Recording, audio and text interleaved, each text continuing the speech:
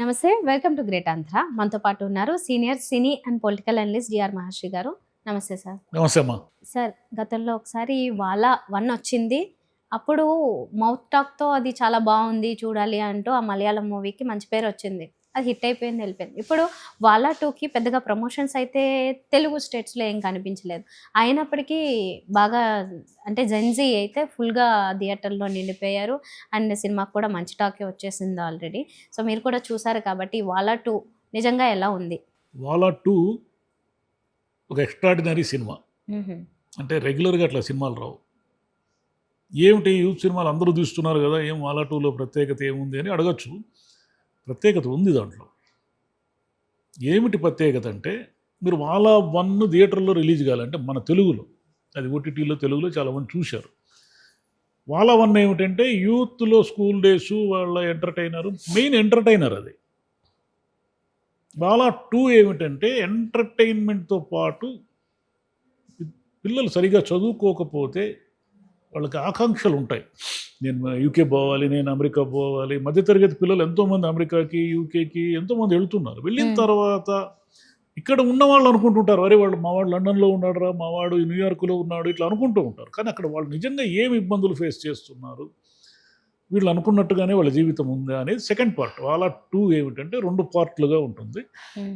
First part interval వరకు comedy, విపరీతమైన నవ్వు ఉంటుంది, కామెడీ ఉంటుంది. సెకండ్ హాఫ్ అంతా ఎమోషన్స్తో ఉంటుంది. అలా 'వాలా 2' అంటే ఏమిటంటే, వాళ్ళు వాయ అంటే అరటి చెట్టు అంట మలయాళంలో. అక్కడ తల్లిదండ్రులు మామూలుగా అక్కడ ఉన్న సామెతలు మనం మాడుతుంటాం కదా, సామెతలు మాట్లాడుతున్నట్టుగా నిన్ను కనడం కంటే ఒక అరటి చెట్టు వేసుకొని ఉంటే బాగుండేదిరా నాకు అంటారట. అంటే అరటి చెట్టు గొప్పతనం ఏమిటంటే అరటిలో నీకు వేస్టేజ్ ఉండదు. మీరు అరటి పళ్ళు తింటారు, ఆకులని పెట్టుకొని భోంచేస్తారు. మన శుభకార్యాలకి అరటి చెట్టును కట్టుకుంటాం మనము. అరటిలో ఏమి వేస్ట్ ఉండదు. అది ఈచ్ అండ్ ఎవ్రీథింగ్ మనకి ఏదో ఉపయోగపడుతూనే ఉంటుంది. అలా అరటి చెట్టు అన్నింట్లోనూ ఉపయోగపడతాడు అనుకున్న కొడుకు ఉపయోగం లేకుండా పోతే, అది తల్లిదండ్రులు పిల్లల కథ ఇది 'వాలా 2' అనేది. అంటే ఇది పెద్దవాళ్ళకి కూడా నచ్చుతుందా? ఇప్పుడు జెన్‌జీలు ఎక్కువగా కనబడుతున్నారంటే థియేటర్‌లో, మరి వాళ్ళు చూస్తారు. పోనీ మీరు అన్నట్లుగా ఫస్ట్ హాఫ్‌లో ఏదో చదువుకోకపోతే సెకండ్ హాఫ్‌లో ఎలా ఉంటుంది లైఫ్ అనేది వాళ్ళకి స్వయంగా అర్థమయ్యింది. ఓకే, వాళ్ళ కోసం కొంచెం ఎంటర్‌టైన్‌మెంట్ దాంతో పాటుగా క్లాస్ అయిపోయినట్లే. మరి మీ ఏజ్ వాళ్ళని ఎలా అట్రాక్ట్ చేసింది అది? అదే చెప్తున్నా. ఇది యువతరం మాత్రమే చూస్తుంది అనుకోవడం తప్పు. ఫస్ట్‌లో ఓపెనింగ్స్ తరమే ఉంటుంది. దీన్ని ఏమిటంటే తెలుగులో షైన్ క్రియేషన్స్ ఆయన సాహు గారపాటి, మన శంకర వరప్రసాద్ తీశారు. మంచి ప్రొడ్యూసర్ ఆయన, మంచి టేస్ట్ ఉన్న ప్రొడ్యూసర్, మంచి సినిమాలు తీస్తారు ఆయన.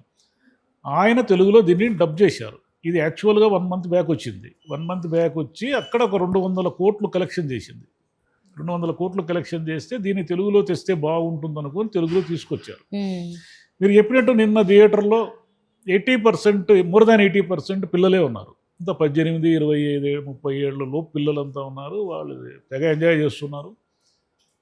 మా ఏజ్ గ్రూప్ వాళ్ళకి ఎందుకు నచ్చుతుంది, ఎందుకు మేము చూడాలి అంటే, మాకు ఆ స్క్రీన్ మీద కనిపిస్తున్న పిల్లలు మా పిల్లల్లాగా కనిపిస్తారు.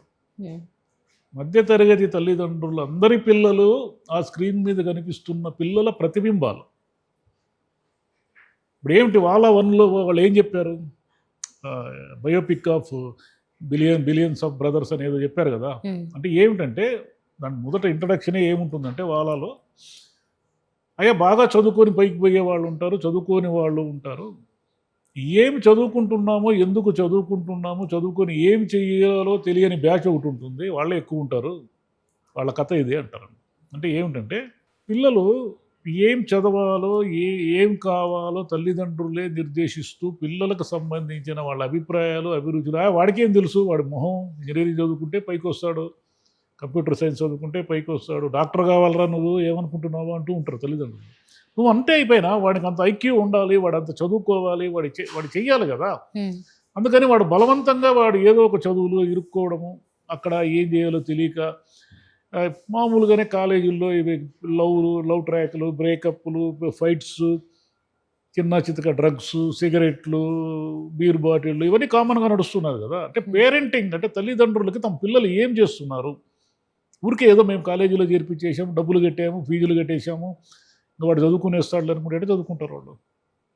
ఈ కాంటెంపరీ అందరి సమస్య ఏమిటంటే బాగా డబ్బులు ఉన్న వాళ్ళు ఏదో వాళ్ళ పిల్లలు ఏదో లండన్ అమెరికా అక్కడ ఇక్కడ చదువుకొని వాళ్ళు సెటిల్ అయిపోతారు. డబ్బు లేదనుకోండి, డబ్బు లేని వాళ్ళు ఏదో వృత్తి పనిలో ఏదో ఒక పని చేసి జీవించాలా, మనకి ఏదో ఏదో క్యాబ్ డ్రైవర్లు అయిపోదాం, ఆటో డ్రైవర్లు ఏదో ఒక పని చేస్తూ ఉంటారు. మధ్యలో ఉన్న వాళ్ళకి అసలు సమస్య వీడు ఏమిటంటే వీళ్ళ తల్లిదండ్రుల ఆస్తులు తాకట్టు పెట్టి ఇండ్లను అమ్ముకొని లేదా అప్పులు చేసి వీడి ఫీజులు కట్టి వీడేదో చేసేస్తాడు, వీడేదో అద్భుతాలు చేసేస్తాడు, వీడు ఇంజనీరింగ్ చదివేస్తాడు, వీడు ఇంజనీరింగ్ చదివిన తర్వాత ఏదో వాడికి పెద్ద పెద్ద జాబ్స్ వచ్చేస్తాయి ఇలా అనుకుంటూ ఉంటారు. వాడికి ఏమీ రావు. ఎందుకు రావంటే వాడు చదవాల్సిన వయసులో చదవడు. చదవాల్సిన వయసులో చదువుకున్న ఆ కాలేజీలు కూడా అట్లనే ఉంటాయి. ఊరికే కాలేజీలు ఉంటాయి, అవన్నీ ఎవరు నేర్పిస్తాయి కదా ఆడ. అంటే కాలేజీల తీరు కూడా దీంట్లో ఉంటుంది. వాళ్ళకేం గ్రౌండ్ ఉండదు, వాళ్ళకేమి పట్టించుకునే వాళ్ళు ఉండరు, ఊరికే ఏదో ఫీజులు తీసుకుంటూ ఉంటారు. ఫీజులు తీసుకున్నంత మాత్రాన ఈవెన్ లండన్లో చదువుకోవడానికి వెళ్ళినా ఇట్లా ఫేక్ కాలేజీలు ఫేక్ యూనివర్సిటీలు ఉంటాయి. అక్కడ మీరు ఏదో అద్భుతాలు ఏదో ఉద్యోగాలు చేసేస్తే మనకు డబ్బులు వచ్చేస్తాయి, మనం సెల్ఫ్ ఎంప్లాయ్మెంట్కి చదివేసుకొని మనం డబ్బులు సంపాదించేసుకొని మనము లండన్ నుంచి అద్భుతంగా వెనక్కి మంచి జాబ్స్లో సెటిల్ అయిపోతాం అనుకుని పోయే పిల్లలు కూడా ఉంటారు. అమెరికాకు మన ట్రంప్ పెట్టిన విధానాల వల్ల చాలా ఇబ్బందులు పడినారు. ఎవరికి ఉద్యోగం దొరకదు, పార్ట్ టైం ఉద్యోగం దొరకదు, ఇంటి నుంచి నెలకు 1,00,000 2,00,000 పంపించుకునే స్తోమత ఉండదు. అమెరికా నుంచి వెనక్కి వస్తే అవమానం, ఇక్కడ ఇంటికాడ చేసిన అప్పులు ఎలా తీర్చాలో తెలియదు.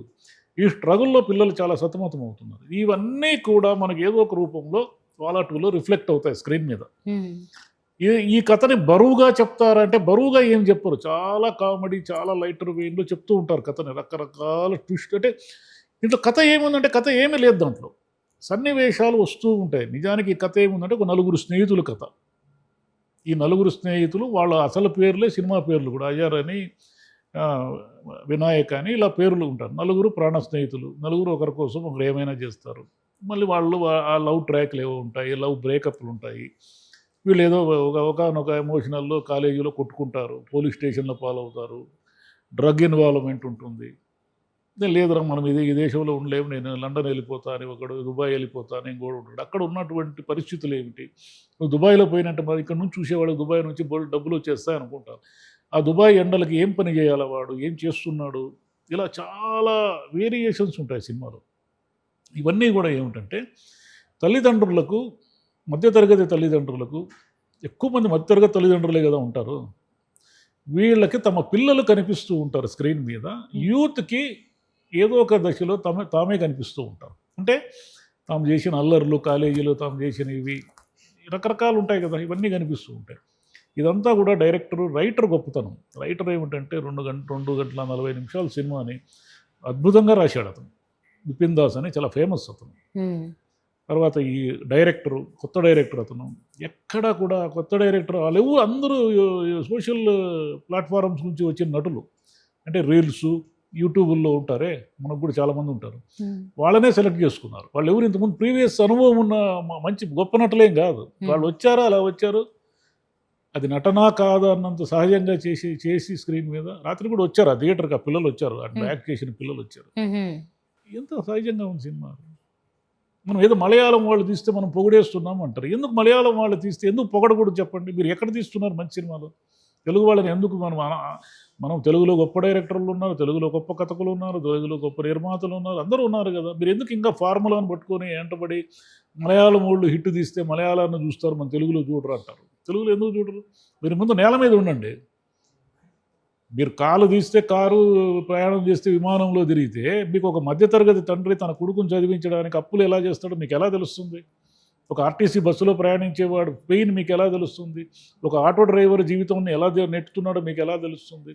ఒరిజినల్ క్యారెక్టర్లు మీరు తీసుకోకుండా అన్ని గాల్లో తేలే క్యారెక్టర్లు తీసుకొని మలయాళం వాళ్ళు బాగా తీస్తారు అని మన తెలుగు వాళ్ళకి మనం తీస్తే నచ్చదు అంటారు. ఎందుకు నచ్చదు? మీరు తీయండి, తీస్తే ఎందుకు నచ్చదు? ఎన్ని సినిమాలు చూడలేదు? బలగం చూడలేదా? బలగం నచ్చలేదా? మొన్న రాజు వెడ్స్ రాంబాయి అనే సినిమా నచ్చలేదా? ఎన్ని సినిమాలు మంచి సినిమాలు ఆదరించలేదు?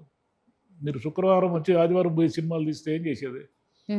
అలా గొప్పతనం ఏమిటంటే ఆ సినిమా మొత్తము మనకు ఎక్కడ సినిమా చూస్తున్న ఫీలింగ్ ఉండదు, మనుషులను చూస్తున్న ఫీలింగ్ ఉంటుంది. అందులో అందరూ మధ్యతరగతి వాళ్ళు. ఇంకోటి ఏమిటంటే దీంట్లో జనరల్గా మనకు తీవ్రవాదము, హ్యాట్రెడ్ అంటే ఒక విద్వేషపూరితమైన వాతావరణం నడుస్తూ ఉంది మైనారిటీల పట్ల, ముఖ్యంగా ముస్లిం సమాజం పట్ల ఒక విద్వేషపూరిత వాతావరణం నడుస్తూ ఉంది.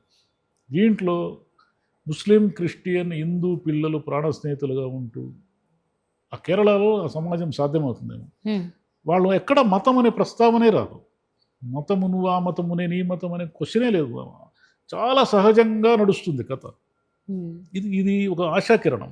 ఇప్పుడున్న వాతావరణంలో ఇలాంటి సినిమాలు ఒక ఆశాకిరణం లాంటివి. సో మెయిన్గా మన దగ్గర ఇందులో మార్పు రావాలంటారు. ఇప్పుడు మన దగ్గర లైఫ్ స్టైలే పల్లెటూరుల్లో కూడా పెద్ద పెద్ద కాలేజీలకి, పెద్ద పెద్ద స్కూళ్ళకి అక్కడ నుంచి బస్సులేసి మరీ పంపించే వాతావరణం మారిపోయినప్పుడు ఆ లోకల్ ఫీల్ వచ్చేలాగా అసలు ఎక్కడ అంటే కోస్తాలు ఇప్పుడు చాలా సినిమాలు సార్ అక్కడ గోదావరి ఏరియాల్లో తీసుకుంటూ పోనీ అక్కడ లైఫ్ స్టైల్ కన్నా కొంచెం న్యాచురల్గా, లేకపోతే తెలంగాణ సైడ్ అయినా కానీ కొన్ని పల్లెటూరుల్లో ఇవి తీసుకుంటూ కొంచెం లోకల్గా ఉండేలా తీస్తున్నారు, కానీ అవి కూడా పెద్దగా వర్కౌట్ అయినవి ఏం లేవు. ఇప్పుడు వాళ్ళకంటే ఏంటంటే మొత్తం లైఫ్ స్టైల్ అలా ఉంటుంది కాబట్టి అది న్యాచురల్ కనబడుతుంది. మనకి ఎక్కడి నుంచి తీసుకుని అలా చేయాలి అని. ప్రాంతం ఏదైనా ఎమోషన్స్ ఒకటే మనుషులకి. అన్ని ప్రాంతాల్లోనూ పిల్లల్ని చదివించుకోవడానికి తల్లిదండ్రులు ఇబ్బందులు పడుతున్నారు. చదువు చాలా ఖరీదైపోయింది. ఖరీదైపోయిన చదువు కూడా అక్కడ ఏం పెద్ద సౌకర్యాలు లేవు. అక్కడేమి పిల్లల్ని డెవలప్మెంట్, మానసికంగా డెవలప్ చేయడానికి ఇంకోటో పెద్ద ఫెసిలిటీస్ లేవు. ఈ సినిమాలో కూడా చూపిస్తారు. ఆ కాలేజ్ క్యాంపస్ నిండా బస్సులు పార్క్ చేసి ఉంటారు, కాలేజ్ బస్సులు. క్యాంపస్ అంతా నువ్వు బస్సులు పార్క్ చేస్తే వాళ్ళ గ్రౌండ్ ఎక్కడుంది వాళ్ళకి ఆడుకోవడానికి?